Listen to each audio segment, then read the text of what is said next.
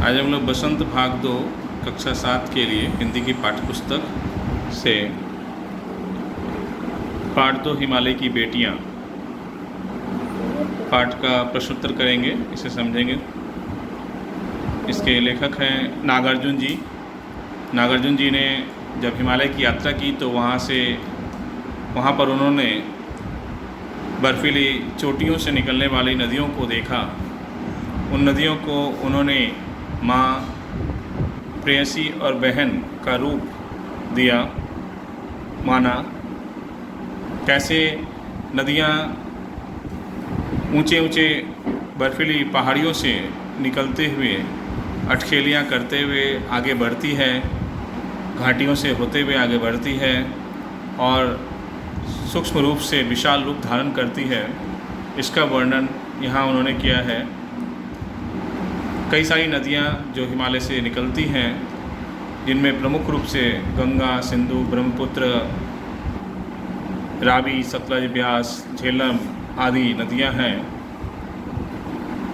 इनमें से कई नदियाँ अंत में जाकर समुद्र से मिल जाती है।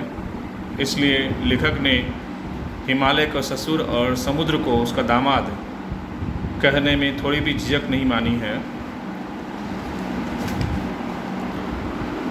कालिदास ने भी अपने काव्यों में हिमालय की सुंदरता का, उनसे निकलने वाली नदियों का वर्णन किया है। काका कालेलकर ने नदियों को लोकमाता कहा है, क्योंकि नदियों का जल बहुत सारे कामों में प्रयोग किया जाता है। नदियों के जल का प्रयोग बहुत सारे कामों में होता है। सिंचाई के काम में होता है, पीने के काम में होता है, इससे बिजली बनती है। पेड़ पौधों और पशु पक्षी के लिए भी ये बहुत ज़रूरी है। तो इस तरह से अब हम लोग इसका प्रश्न उत्तर करेंगे।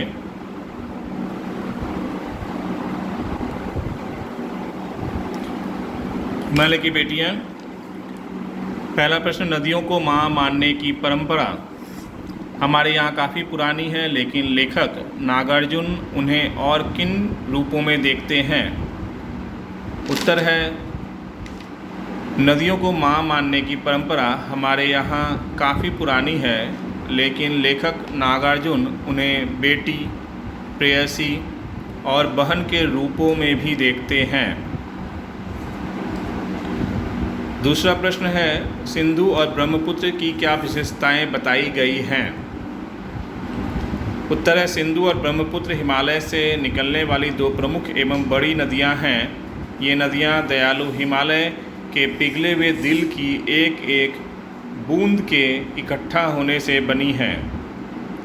ये नदियां अंत में समुद्र में जाकर मिल जाती हैं। ये नदियां बहुत सुंदर और लुभावनी हैं। तीसरा प्रश्न है, काका कालेलकर ने नदियों को लोकमाता क्यों कहा है? उत्तर है, काका कालेलकर ने नदियों को लोकमाता कहा है क्योंकि नदियाँ एक माँ के समान हमारा लालन पालन करती है। नदियों का जल एक माँ के समान पवित्र, पूजनीय एवं कल्याणकारी है। नदियों के किनारे ही लोगों की सबसे अधिक आबादी बसती है।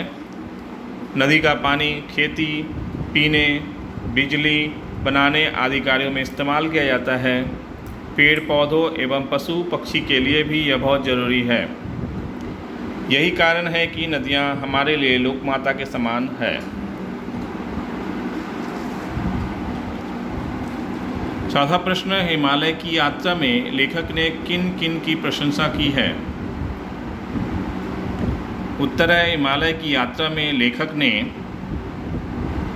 हिमालय से निकलने वाली नदियों, हिमालय की बर्फीली चोटियों, पर्वत श्रृंखलाओं, हरी भरी घाटियों तथा समुद्रों की प्रशंसा की है। आशा है आप इस पाठ को समझे होंगे, इसके प्रश्न उत्तर को समझे होंगे। चैनल को अगर आपने अभी तक सब्सक्राइब नहीं किया तो चैनल को ज़रूर सब्सक्राइब कर लें और वीडियो को शेयर और लाइक करना ना भूलें। धन्यवाद।